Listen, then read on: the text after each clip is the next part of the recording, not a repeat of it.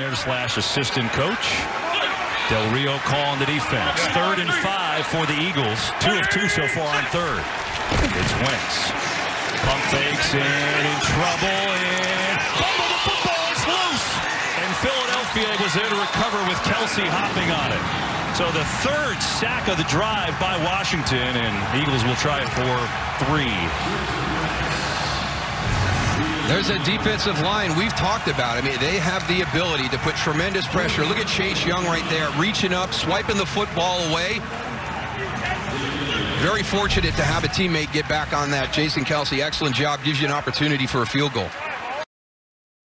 Boston Scott going back to the locker room as Wentz hit as he throws. Penalty flag on the play, and it's intercepted. Pierre Lewis has it. And he is tackled down to the 15-yard.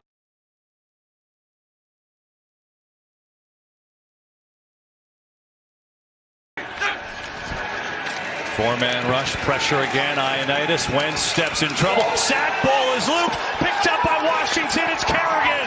Washington has it with a strip sack. So hard at this stage of his career. I mean, look at it. He's relentless. He's on the other side.